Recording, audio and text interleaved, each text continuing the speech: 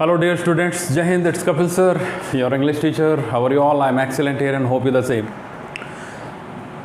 CBSE ने जो अभी अपने साइट पर सिलेबस डाला है और काफ़ी बच्चों को ये कन्फ्यूजन है कि किस तरीके से MCQs बेस आएंगे, क्या टर्म फर्स्ट में आने वाला है, क्या सेकंड टर्म में आने वाला है और कितना टिपिकल होने वाला है, पहले से ज़्यादा टिपिकल है या पहले से ज़्यादा सरल होने वाला है, इजी गोइंग रहेगा, क्या रहेगा। लगभग एजम्पशन सभी यही लगा रहे हैं, लेकिन जो टीचर्स हैं, टीचर्स के लिए चाहे कान यहाँ से पकड़ो चाहे यहाँ से पकड़ो, बात बराबर है। आप इस तरीके से सिलेबस पूरा करवा लो, इस तरीके से पढ़वा लो, लेकिन जहाँ तक मेरा सवाल है तो मैं आपको ये बताना चाहूँगा कि बच्चों मेहनत ज़्यादा करनी पड़ेगी। पहले हम लोग जो करते आए हैं तो हमारे पास में पूरे model test paper 10 model test paper निकाले नहीं और फिर अपन को पता लग जाएगा यहाँ ये ऐसे ऐसे है, और वहाँ से आने वाले हैं सीधा निकालते हैं 100 आउट ऑफ 100 का टारगेट देते हैं। सीधी सी बात है, एक एग्जाम दिया 100 आउट ऑफ 100 निकाल लिए 99, 100, 98, बस ये टारगेट रहता था। अब की बार वैसे भी डबल एग्जाम है भैया, टर्म फर्स्ट और टर्म सेकंड। नवंबर दिसंबर के अंदर टर्म फर्स्ट है, और मार्च अप्रैल में आपका टर्म सेकंड है। तो पहली बात तो ये है कि पहले टर्म फर्स्ट की प्रिपरेशन और उसके बाद में टर्म सेकंड की प्रिपरेशन। और टर्म फर्स्ट के अंदर वही बोर्ड के ऊपर नवंबर तक तो हम लोग एक्टिव ही नहीं होते, लेकिन बच्चों हमें आज से ही एक्टिव होना पड़ेगा, हमें आज से ही तैयार होना पड़ेगा।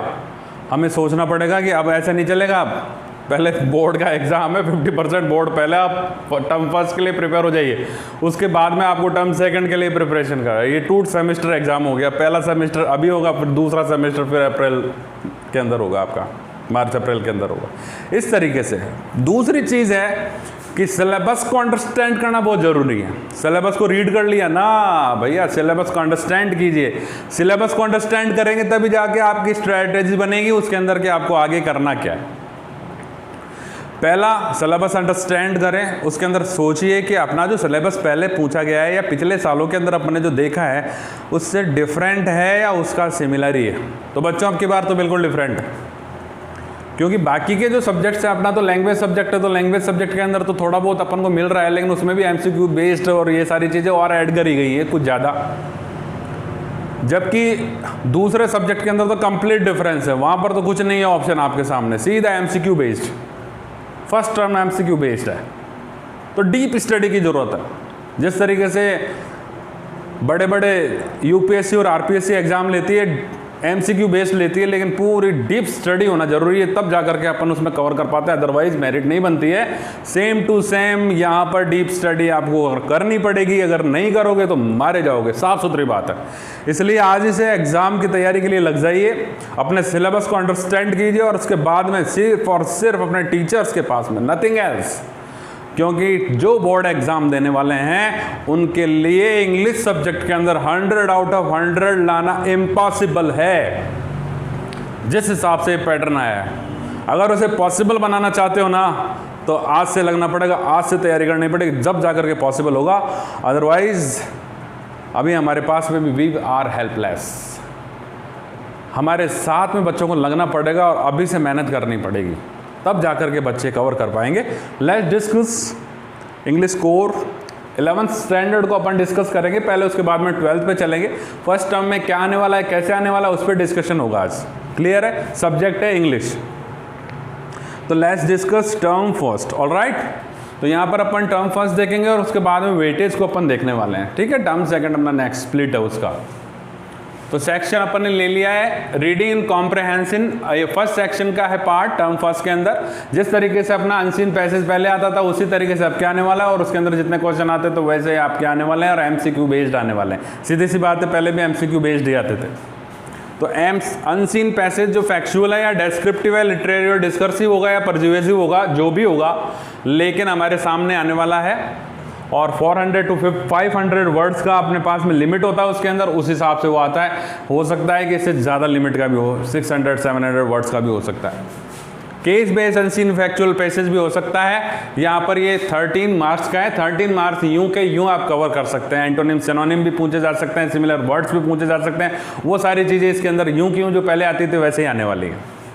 नेक्स्ट अपन देखते हैं creative writing skills and grammar. जो फर्स्ट टर्म में आएगा उसके बारे में अपन डिस्कशन कर रहे हैं। तो यहाँ पर शॉर्ट राइटिंग में आपको नोटिस राइटिंग है, बहुत अच्छे से आपको पढ़ना, बहुत अच्छे से नोटिस होता है। तो ठीक है, ये तो आपको इसमें क्या एमसीक्यू हो सकता है? नो, ये तो नोटिस है, आपको नोटिस बनाना ही पड़ेगा कॉपी के अंदर, सीधी सी बात है। ठीक है, तो ये इस तरीके से नोटिस राइटिंग आपके पास 3 मार्क्स का होगा। और अगर लॉन्ग राइटिंग टास्क के अंदर जाते हैं तो आपको लेटर राइटिंग के अंदर जाना पड़ेगा। लेटर राइटिंग में पूछा जाएगा या तो बिजनेस ऑफिशियल लेटर आपसे पूछे जाते हैं जिसमें कंप्लेंट्स वगैरह, इंक्वायरी और रजिस्टरिंग कंप्लेंट्स वगैरह, आस्किंग फॉर और giving information, placing orders and sending replies, all that. ये सारे के सारे आपको किस में पूछे जाएंगे? लॉन्ग राइटिंग टास्क के अंदर, लेटर राइटिंग के अंदर पूछे जाएंगे। दूसरा है आपके सामने स्पीच। तो डिबेट आर्ग्यूमेंट या स्पीच, यहाँ स्पीच लिखा हुआ है तो स्पीच को आपको इसमें पूछा जाएगा।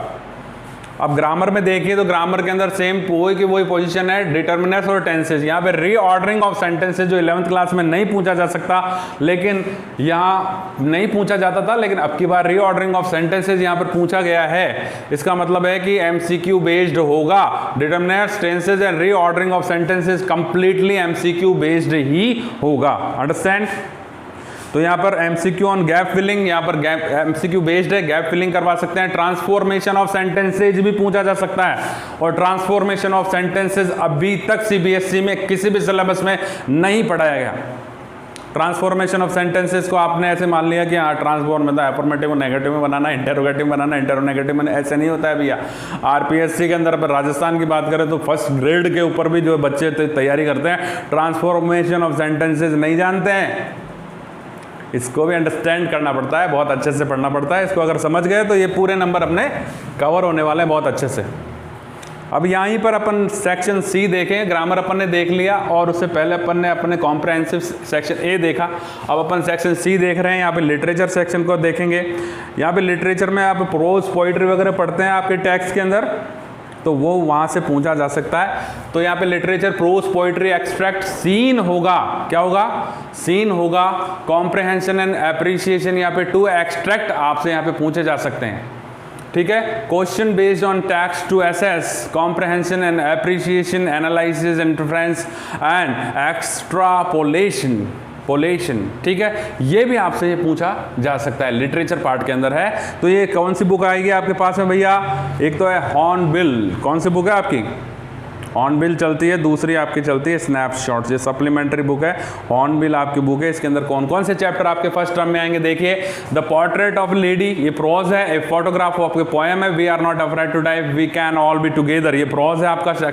चैप्टर 2 है डिस्कवरिंग टच, चैप्टर 3 है the saga continues as well, the labyrinth top, ये पोएम है। उसके बाद में लैंडस्केप ऑफ द सोल, ये प्रोज है। क्लियर? यही स्नैपशॉट बुक से क्या आने वाला है? Summer of the beautiful white horse, ये prose first chapter. The address, ये प्रोज सेकंड चैप्टर। और रंगाज मैरिज, ये 3rd चैप्टर आपके आएगा इसमें से। ठीक है, टोटल आपके ये जो चैप्टर्स हैं आपका सी सेक्शन में, तो ये कितना कंटेंट करता है भैया? सेक्शन सी लिटरेचर है, ये आपके 9 marks for hornbill and 6 marks for snapshot. It means 15 marks का होने वाला है। इसमें हॉर्नबिल से 6 मार्क्स के और स्नैपशॉट्स में से 15 मार्क्स के शॉर्ट क्वेश्चंस आपसे, शॉर्ट आंसर टाइप क्वेश्चंस आपसे पूछे जा सकते हैं यहाँ से। ठीक है, तो वो एमसीक्यू क्या माने? शॉर्ट आंसर टाइप क्वेश्चंस पूछे जा सकते हैं, या फिर इसे एमसीक्यू बेस्ड तो क्या होगा? एमसीक्यू बेस्ड इसमें से पूछा ही नहीं जा सकता। क्लियर है? फिर भी अगर पूछ लें तो सीबीएसई वाले, अभी तो अपन सिलेबस को देख रहे हैं, अपन को डीप स्टडी करनी है, अंडरस्टैंडिंग करनी है। उसके बाद में जैसे अपने पास में पेपर पैटर्न्स आ जाएंगे, मॉडल टेस्ट पेपर्स आ जाएंगे, तो अपन और ऑब्जर्व कर लेंगे, सीधी सी बात है। अगर यहीं पर ग्रामर की बात करें तो ग्रामर में क्या क्या चीज़ें पूछी जाएंगी? तो नोटिस आपका जो है, नोटिस राइटिंग आपका 3 मार्क्स का हो गया। लॉन्ग राइटिंग टास्क में जो लेटर वगैरह है वो आपके 5 मार्क्स के हो गए। और इसी के साथ में जो ग्रामर आपके डिटर्मिनेंट टेंसेज और रीऑर्डरिंग ऑफ सेंटेंसेज, ये 4 मार्क्स से होकर के 12 मार्क्स का ये मटेरियल बनता है। कंप्लीट ये मटेरियल आपका हो गया 40 मार्क्स का। कितने मार्क्स का हो गया बच्चों? 40 मार्क्स का कंप्लीट मटेरियल है। और 10 मार्क्स आपको स्कूल से मिलेंगे। ये ASL है, assessment of speaking and learning, इसका भी रिकॉर्ड बनाना पड़ता है और सीबीएसई को भेजना पड़ता है। तो यहाँ पर भी परफॉर्मेंस आपकी टॉप लेवल की होनी चाहिए, तभी जाके 10 आउट ऑफ 10 यहाँ से ले सकते हैं। इसलिए अभी भी बोल रहा हूँ कि 100 आउट ऑफ 100 के लिए आपको 100% नहीं 200% आपको मेहनत करनी पड़ेगी अब की बार, अदरवाइज पॉसिबिलिटी नील है।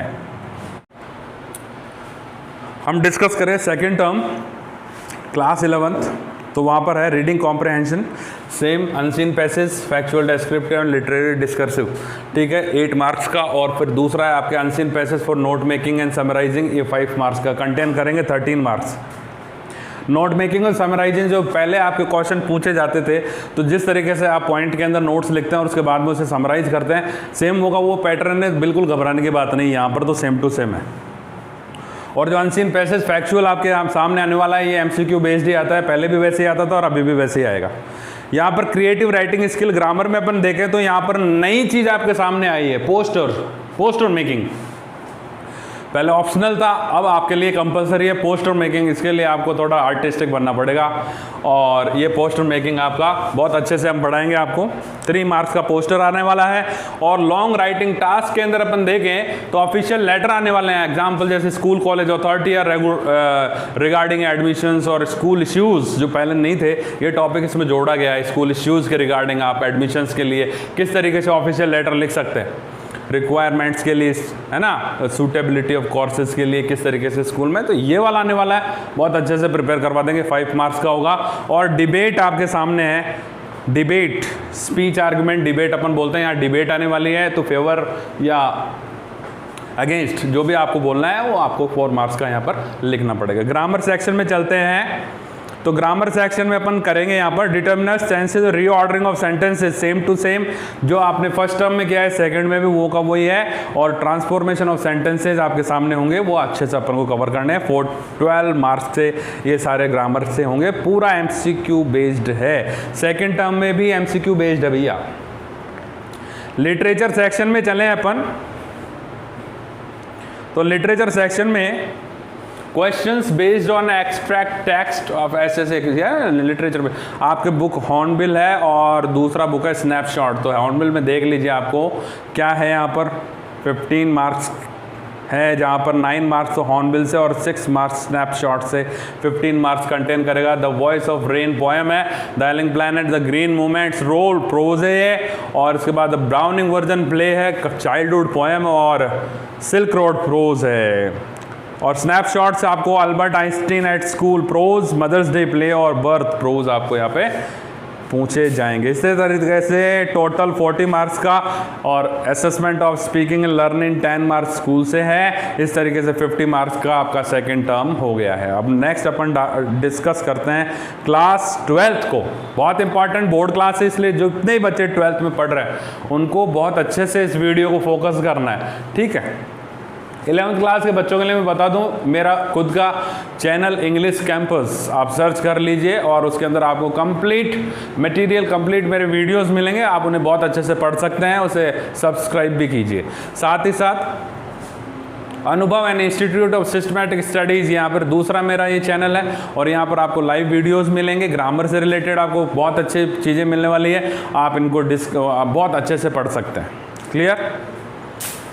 अपन टर्म फर्स्ट की बात करेंगे क्लास 12th के अंदर, तो रीडिंग कॉम्प्रहेंशन यहाँ पर सेम है, 14 मार्क्स का, 2 पैसेजेस हैं, फर्स्ट 8 मार्क्स का है और सेकंड 6 मार्क्स का। क्लियर है बच्चों?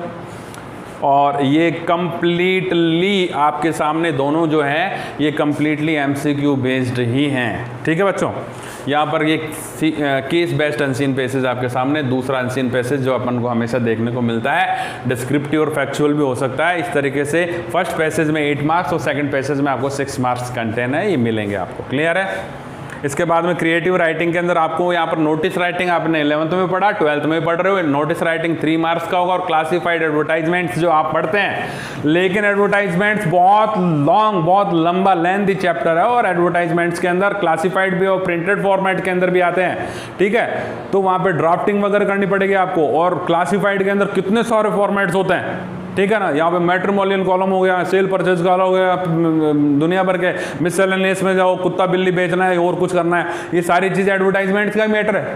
तो ये पूरा आपका कुछ भी पूछा जा सकता है भैया, ठीक है। तो एडवर्टाइजमेंट वहाँ पर देखिए, ये एडवर्टाइजमेंट नोटिस क्लासिफाइड एडवर्टाइजमेंट, ये दोनों और में मिलता है 3 मार्क्स का, तो ये मिलेगा आपको। और यहाँ लॉन्ग राइटिंग सेक्शंस के अंदर आपको 5 मार्क्स का है लेटर राइटिंग है, और लेटर टू एन एडिटर, यहाँ पर लेटर टू एडिटर का आपको जो है ये 5 मार्क्स का आपको लेटर देना है, लेटर टू एडिटर है भैया। और इसके अंदर भी giving suggestions on opinion on issues of public interest, उनके ऊपर आपको अपने ओपिनियन वगैरह दें। इसका मतलब ये नहीं कि 10th क्लास के अंदर अपन ने कर ली 3 लाइन का ओपिनियन दे दिया, यहाँ पर भैया पैराग्राफ पूरा भरना पड़ेगा, ठीक है। इसके साथ में आर्टिकल राइटिंग आपके सामने आ सकती है, तो इन दोनों में से और लगा करके 2 क्वेश्चन बनते हैं और यहाँ से आपको 5 मार्क्स अलॉट होंगे। इन दोनों में से कोई सा भी एक अटैम्प्ट आपको करना होगा।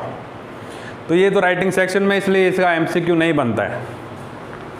लिटरेचर सेक्शन में अगर अपन देखते हैं तो अपने जो बुक्स हैं उन बुक्स के अंदर अपन देखेंगे question based on text to assess comprehension and appreciation, analysis, interference and exploitation. यहाँ पर जो क्वेश्चंस बन रहे हैं टेक्स्ट पर, वो कैसे बन रहे हैं देख लीजिए।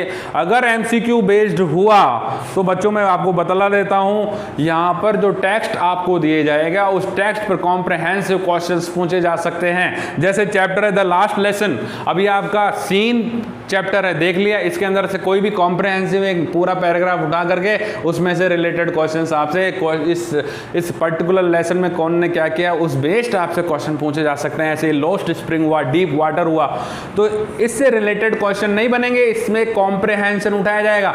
इसके कॉम्प्रहेंशन को उठा करके उस कॉम्प्रहेंशन बेस्ड आपसे क्वेश्चन पूछे जाएंगे, वो MCQ बेस्ड है, अंडरस्टैंड। इसी के साथ में फ्लैमिंगो में अपन देखेंगे तो my mother set 66 elementary school classroom and slum keeping quiet. इसके अंदर सबसे बड़ी बात है कि जितनी भी पोएटिक डिवाइसेज है वो MCQ बेस्ड पूछी ही जाएंगी। पोएटिक डिवाइसेज के साथ साथ जो एक्सट्रैक्ट आपको दिया जाएगा सीन, या सीन है ये तो सीन एक्सट्रैक्ट आएगा, उसके अंदर पोएटिक डिवाइसेज को पर्टिकुलरली फोकस करके और वहां से आपसे पूछा जा सकता है। क्लियर है बच्चों।